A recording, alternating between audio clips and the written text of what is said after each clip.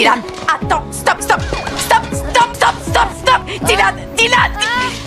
Il y a quelques heures, Suzanne travaillait dans le magasin, prenant chaque client au sérieux. Son patron, impressionné par son attitude professionnelle, l'a immédiatement désignée comme employée du mois. Oh bonsoir! Elle a hâte de partager cette nouvelle avec sa sœur, mais celle-ci lui répond qu'elle préfère passer du temps avec son petit ami, la laissant seule. Suzanne proteste vivement. Je suis une jeune fille de 28 ans. Je suis littéralement tous les week-ends avec toi. Je ne demande que 2 jours en tête-à-tête avec mon petit ami. Tu pourrais essayer de te faire des copines. Se retrouvant seule, Suzanne est envahie par un profond sentiment de vide. Elle se rend au parc, espérant attirer l'attention, mais personne ne la remarque. C'est alors qu'elle aperçoit Dylan, seul, et décide de l'inviter chez elle. T'as le droit de manger des esquimaux? Oh ouais! Oh, moi aussi! J'ai plein d'esquimaux à ma maison! Dylan, attiré par les snacks, accepte l'invitation et la suit chez Suzanne. Elle l'accueille chaleureusement pour jouer, mais il se rend vite compte que quelque chose cloche. Non, je dois rentrer à la maison. L'expression de Suzanne devient soudainement déformée et obsessionnelle. Elle insiste pour qu'il reste plus longtemps et lui dit qu'elle va lui chercher de nouveaux jouets. Profitant d'un moment de distraction, Dylan compose discrètement le numéro des urgences.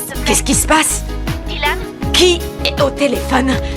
Dylan, ne raccroche pas. Allô? Dylan, t'as appelé les secours? Dylan, on appelle les secours uniquement en cas d'extrême urgence! Sous cette pression, Dylan ressent une peur intense. Il tente de s'enfuir dans la maison, mais Suzanne le poursuit sans relâche. Dans sa panique, Dylan grimpe à la fenêtre, espérant s'échapper. Suzanne se précipite pour l'arrêter, ce qui provoque une chute fatale de Dylan. Suzanne est arrêtée et envoyée en prison. Toute sa gloire et son statut d'employé modèle se sont effondrés en un instant.